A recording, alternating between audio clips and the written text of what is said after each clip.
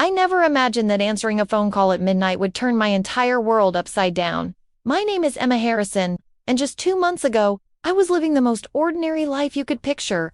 I taught piano lessons at a small neighborhood studio, barely scraping together enough each month to cover rent on my tiny one-bedroom apartment. The wallpaper was peeling in the corners. The heating never quite worked right in winter, and my car made sounds that genuinely frightened me every time I turned the ignition. But I'd found a strange kind of contentment in that simplicity. My days followed the same rhythm. Wake up, drive to the studio, spend hours listening to children fumble through a Twinkle Twinkle Little Star, then return home to practice my own pieces until the neighbors started banging on the walls. There was something beautiful about watching a kid's face light up the first time they played an entire song without stopping. Those moments made the meager paycheck worth it. My family never understood any of it. To them, success meant corner offices and glass towers, luxury cars parked in reserve spots, and knowing exactly which country club to join for the best connections. My father, James Harrison, had built his entire identity around climbing higher and higher up the corporate ladder. He measured his worth in stock options and quarterly bonuses.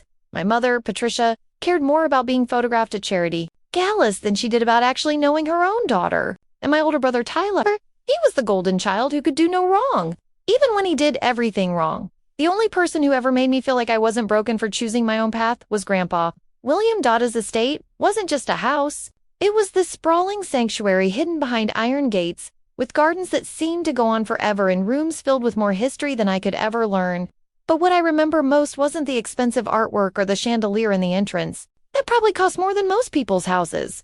I remember the sound of Grandpa's laughter, echoing through those marble hallways while I chased him as a little girl. Every Sunday, he'd sit beside me at his gorgeous grand piano, his weathered hands still surprisingly nimble for someone in his 70s. He'd lean close and say, "Emma, anyone with money can buy the finest piano in the world. But music, that comes from somewhere deeper." Then he'd press his palm gently against my chest, right over my heart.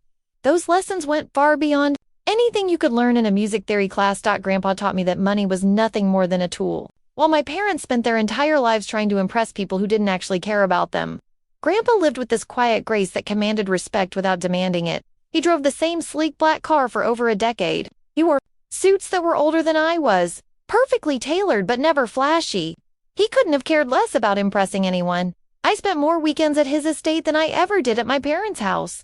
We'd bake chocolate chip cookies in that enormous kitchen, play chess by the fireplace until late into the night, and walk through the gardens while he pointed out roses he'd planted with his own hands years before I was born. He actually listened. When I talked about my dreams and fears, he never once rolled his eyes or told me I was wasting my potential. Sometimes, I wondered if he knew how out of place I felt in my own family. If he noticed the way my mother's smile tightened whenever I chose to visit him instead of attending their carefully curated family events.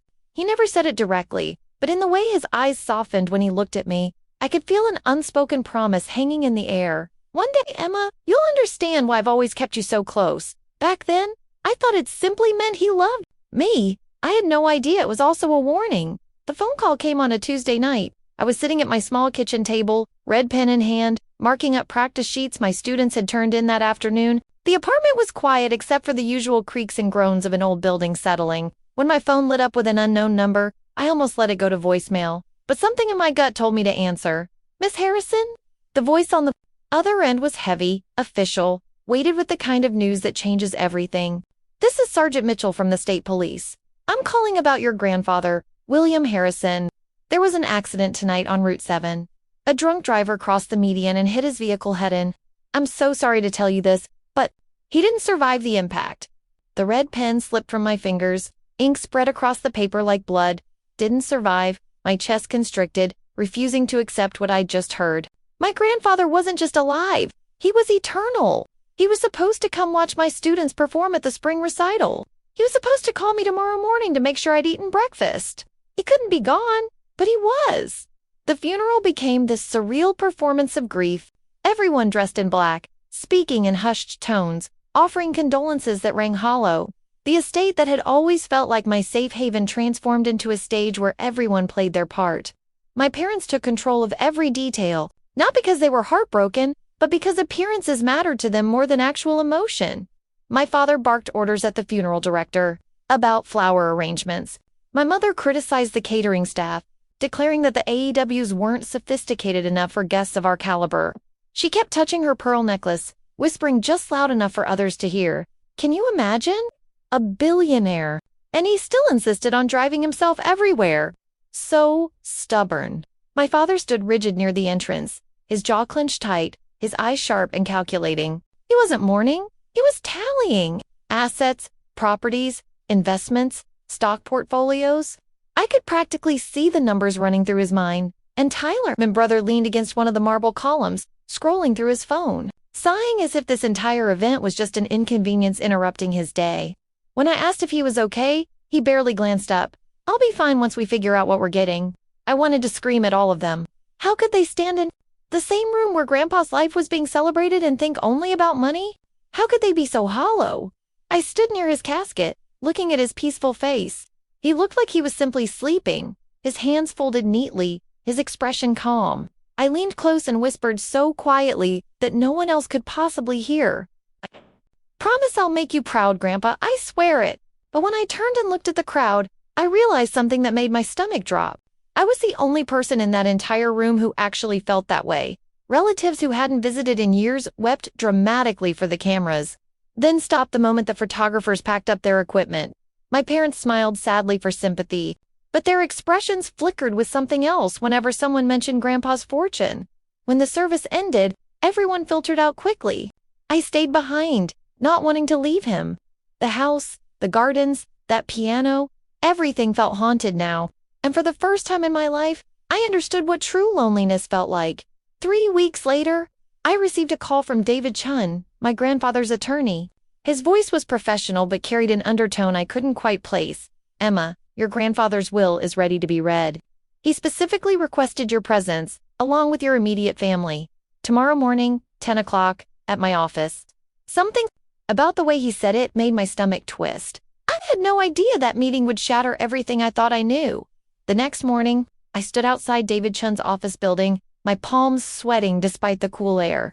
The building was one of those old converted Victorian houses, all dark wood and stained glass windows that cast colored shadows across the floor. My umbrella hung uselessly from my wrist. It wasn't raining, but the sky hung thick and gray, threatening.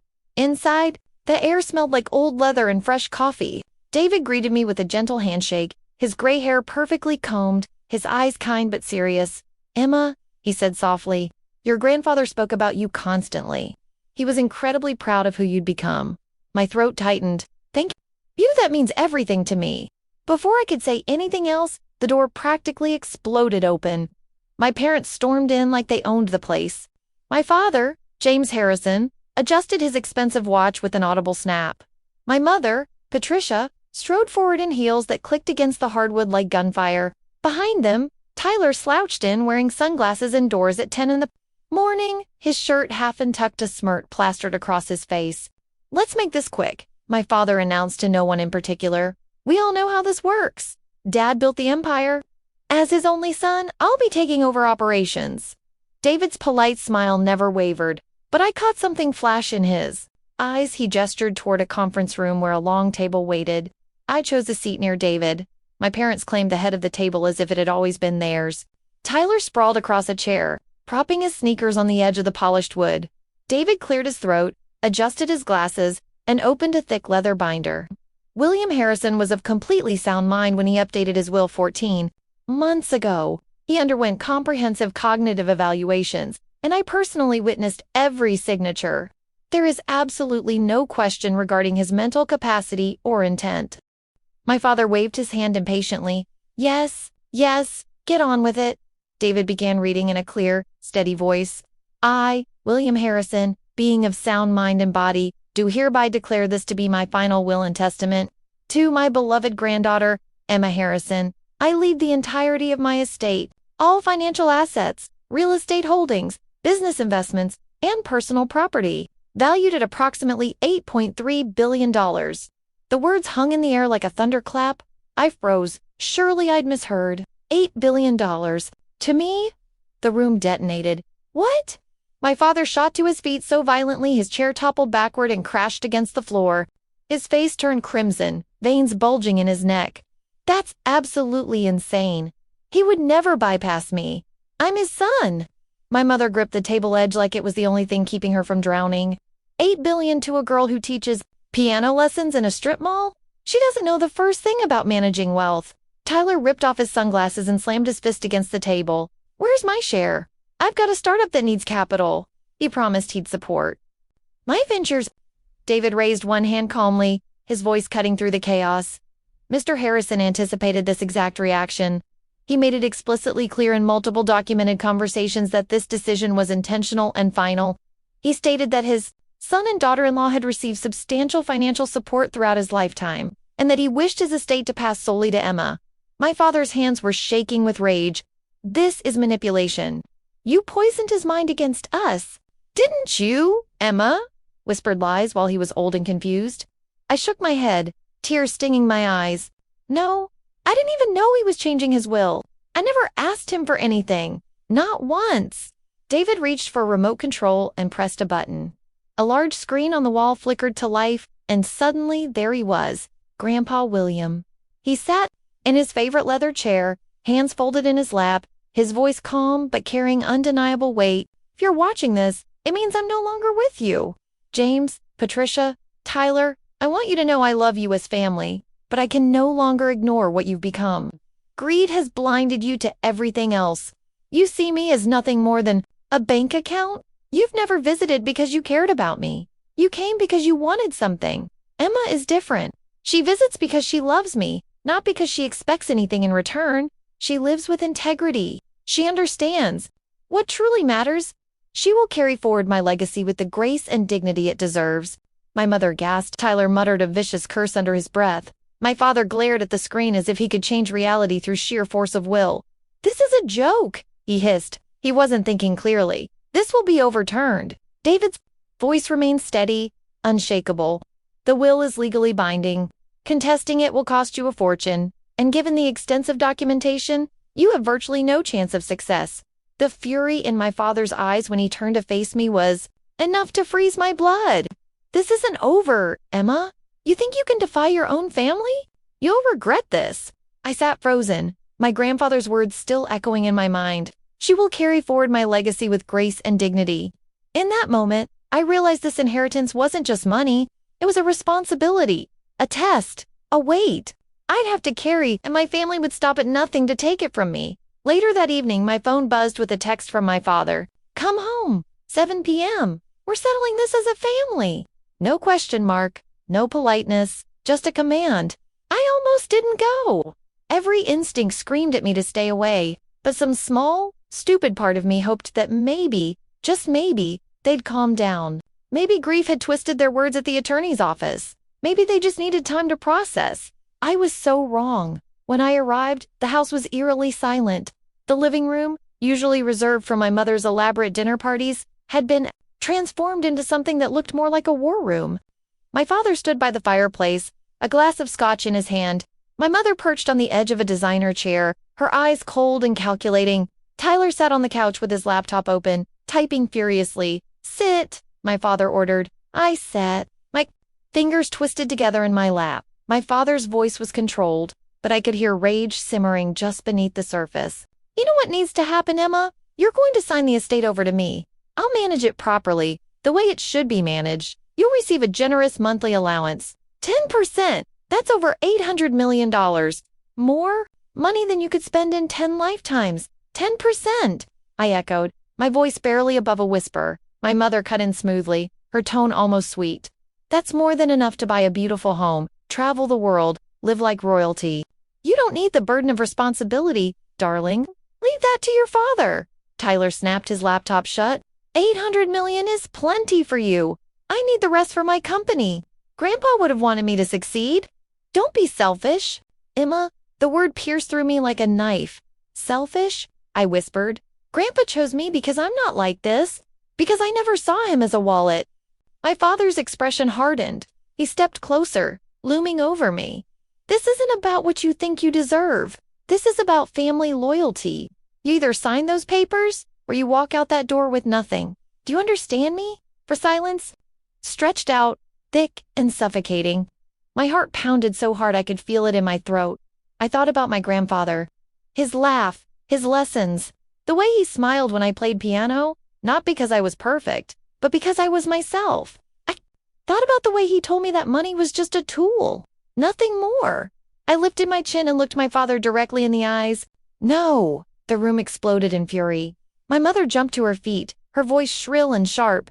You ungrateful little brat! After everything we've given you, private schools, music lessons, a roof over your head, and this is how you repay us. Tyler's face twisted with contempt. Enjoy being rich and alone, Emma. You'll come crawling back when you realize money can't replace family. But it was my father's words that cut the deepest. His voice dropped to a dangerous whisper.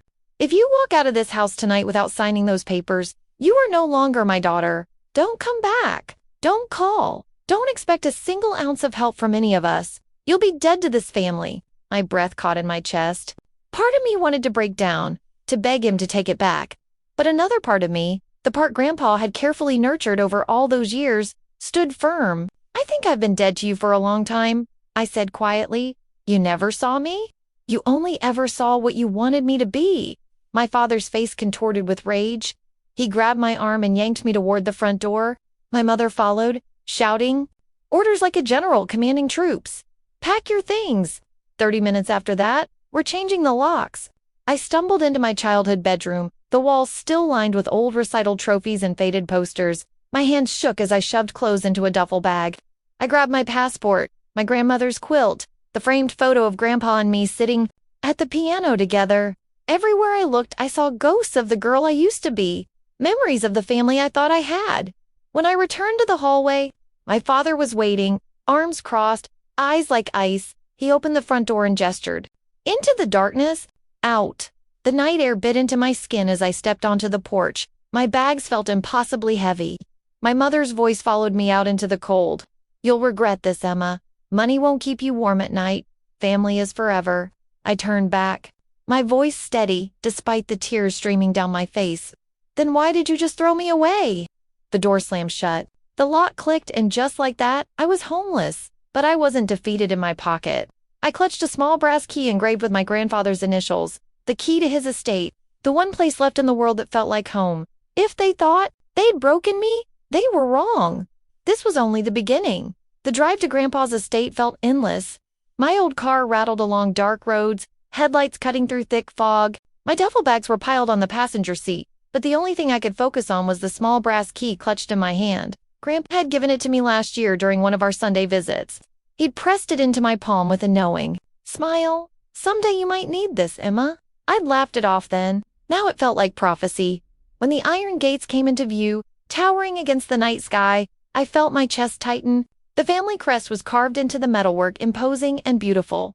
For a moment, I hesitated. Could I really walk through those gates without him there? Would the house feel empty and cold without his presence? Then I remembered the sound of my parents' door slamming, my father's final words. You are no longer my daughter. I had nowhere else to go. The key slid into the lock smoothly. The gates groaned open, and I drove up the long, winding driveway lined with ancient oak trees whose branches seemed to reach out in welcome. When the mansion came into view, glowing softly in the darkness, my breath caught. It looked like it had been waiting for me.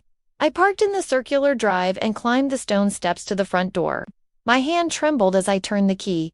The lock clicked, the door swung open, and instantly, I was hit with the scent of lemon polish and cedarwood, exactly the way I remembered it.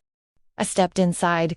The grand foyer stretched before me, marble floors gleaming under the chandelier's soft light. My footsteps echoed loudly, as if the house itself was acknowledging my arrival. I half expected Grandpa to appear at the top of the stairs, calling down to ask where I'd been, but there was only silence. Miss Emma, I jumped, nearly dropping my bag. A tall figure emerged from the shadows, a man with silver-streaked hair, dressed in an immaculately pressed suit.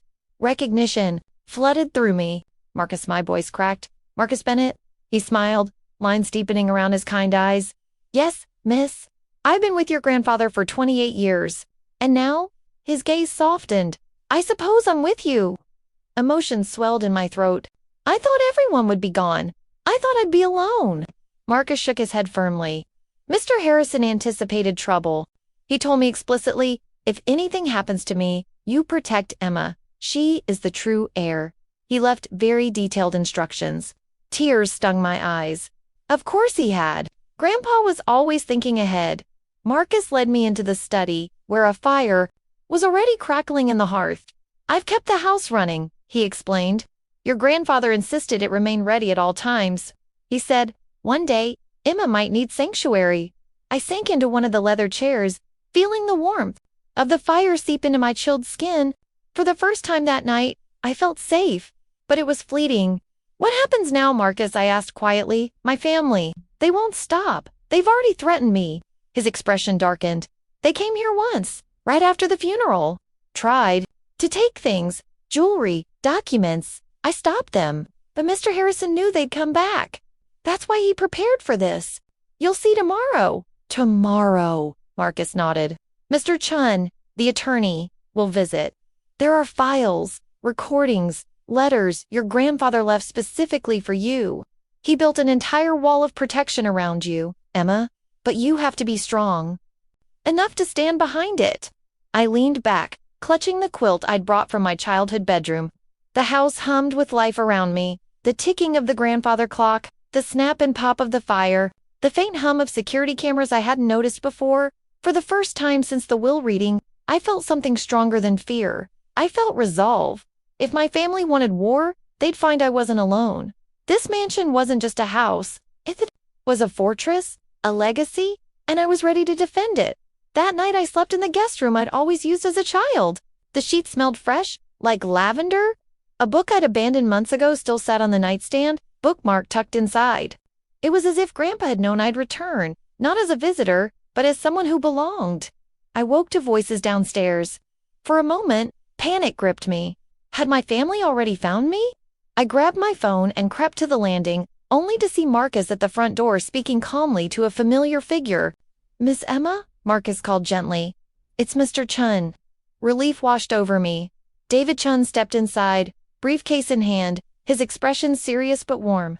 Your grandfather trusted me with more than just his will, he said, setting the case on the dining table. He trusted me with ensuring you'd be protected.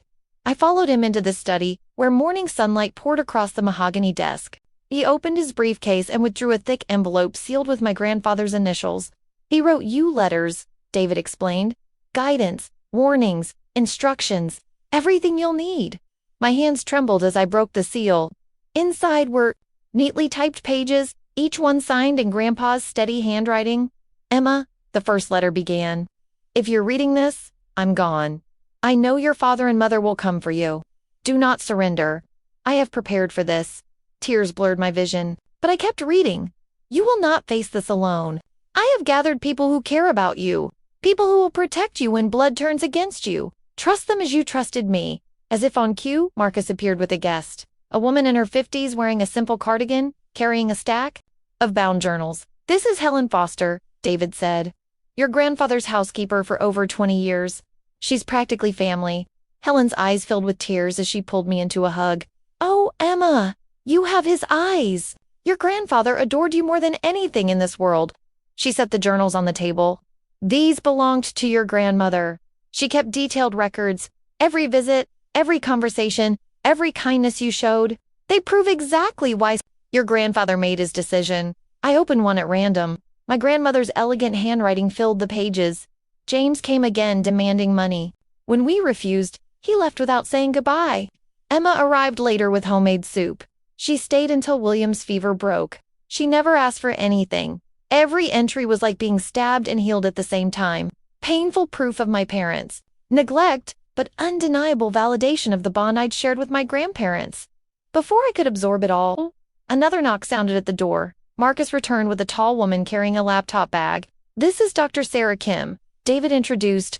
Your grandfather's business partner. She knows every aspect of Harrison Industries. Sarah extended a firm handshake.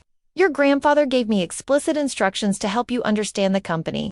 He wanted you to know not just where the wealth came from, but how to protect the people who built it alongside him. She opened her laptop, displaying charts and spreadsheets.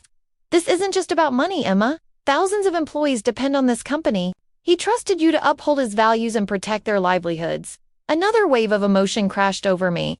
I wasn't just inheriting wealth. I was inheriting responsibility for people's lives. By midday, more allies had arrived. Gregory Marshall, the investment advisor who'd managed Grandpa's portfolio for decades. He brought binders filled with transparent records showing exactly how carefully everything had been planned. Daniel Torres, the estate manager who'd overseen the property, he revealed updated security footage, cameras Grandpa had installed after. Suspecting my father might try something, Judge Amanda Reeves, a family friend who greeted me with a solemn nod. Your grandfather asked me to act as a neutral witness should any disputes arise. I will not allow his wishes to be twisted or ignored. The room filled with voices, documents, evidence. For hours they explained everything Grandpa had done to prepare, every detail, every precaution, woven together like a safety net designed to catch me if I fell. When the last folder was closed, I sat back, overwhelmed. He knew this would happen, I whispered. David placed a hand over mine. Yes, and he trusted you to be stronger than them. Marcus straightened his shoulders. Your father came here after the funeral, tried to take valuables and documents. He won't stop. He'll return with reinforcements. The fire crackled. I looked around the room at these faces, loyal, determined. United they weren't my blood, but in that moment, they felt more like family than anyone who shared my DNA ever had. I wiped my eyes and stood. If they want to come for me, let them. I won't run. I won't abandon what Grandpa entrusted to me. Helen's hand squeezed mine. That's the spirit. He'd be so proud. That night, lying in the master bedroom, staring at the carved ceiling beams, I finally understood the full weight of my inheritance. It wasn't about surviving my family's rage. It was about protecting everything Grandpa built and proving I was worthy of his trust. And deep down, I knew tomorrow would bring the first real test. The morning air felt heavy, electric, like the world was holding its breath before a storm. Marcus stationed himself near the front door, shoulders squared like a soldier awaiting battle. Helen moved through the kitchen with deliberate calm, baking muffins as if comfort food could soften what was coming. By 9 o'clock, the mansion hummed with activity. David spread legal documents across the dining table, highlighting critical clauses. Sarah set up her laptop, projecting financial charts that proved Grandpa's meticulous planning. Judge Reeves sat near the fireplace, her presence alone radiating authority. I stood at the center of it all, heart racing, palms slick with sweat. They're coming, I whispered as if summoned by my words. Tires crunched on gravel outside. Multiple cars pulled into the driveway, sleek and expensive, gleaming like predators. My stomach lurched to the pounding. On the front door rattled the chandelier. Open this door, Emma? My father's voice boomed through the wood. You've had your fun, but this ends now. Marcus glanced at me. I nodded, forcing myself to breathe steadily. He unlocked the door and swung it wide. My family flooded inside like a tidal wave. My father led the charge, his face purple with rage. My mother swept in behind him, lips pressed into a thin line of contempt. Tyler dragged his feet, but his eyes burned with naked greed. This is still our family home, my father barked. You have no right to lock us out. I stood tall, though my knees trembled. Grandpa gave this to me, legally, morally, in every way that matters. Tyler sneered. Don't play innocent. You manipulated him when he was vulnerable. Everyone knows a multi-billion-dollar empire belongs to the family, not some struggling music. Teacher Davy rose calmly, holding up a thick folder. Actually, William Harrison anticipated these exact accusations. He left written statements, video testimony, and cognitive evaluations proving he was of completely sound mind. Contesting this will would be futile and expansive. My father snatched the folder, flipping through pages furiously. Fabricated, he spat. You think a judge will accept this over the word of his own son? Depends on the judge. A commanding voice cut through the room. Everyone turned as Judge Reeves stepped forward. And unfortunately for you, James, I am that judge. Your father asked me personally to oversee any disputes. These documents are airtight. You have no case. The color drained from my father's face, but rage quickly replaced shock. He jabbed a finger at me. Ungrateful brat. You're tearing this family apart. I swallowed hard, my voice shaking but firm. No, you did that years ago when you chose money. Over love. My mother's composure shattered. Her voice rose to a shriek. After everything we provided, private schools, music lessons, family vacations, and this is how you repay us. $8 billion belongs to the Harrison family, not just you. Helen emerged quietly from the side room, carrying a small wooden box. Actually, Mrs. Harrison, your daughter belongs here more than anyone. She handed the box to David.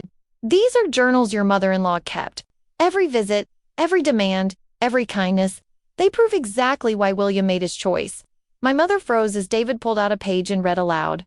James demanded another loan today. When we refused, he screamed that we were selfish. Emma came by later with fresh flowers and stayed to help William with his physical therapy. She never asked for anything in return. Silence filled the room except for the crackling fire. Tyler suddenly lunged forward, slamming his hands on the table. Enough of this. I don't care about your stupid journals, Emma. Just sign the transfer documents. I need capital for my tech platform. Grandpa would have wanted me to succeed. Sarah's voice cut sharp as glass. He already gave you chances, Tyler. 3 failed ventures, each one burning through hundreds of thousands. Your grandfather refused further investment for a reason, because you never earned it. Tyler's face turned crimson. He whirled on me. You think you're better than me? You'll choke under this pressure. You'll come begging for our help within months. I stood straighter, fire rising in my chest. No, Tyler, for the first time in my life, I'm not the one begging. My father exploded. He swept documents off the table, scattering them across the floor. This is garbage. None of it changes the truth. This fortune belongs to me by birthright. By birthright. Judge Reeves thundered. Your father's will is law. You have no claim, James. None whatsoever.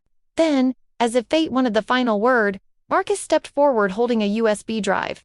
Mr. Harrison had me install enhanced security cameras last year. They recorded something you all need to see. David plugged the drive into Sarah's laptop.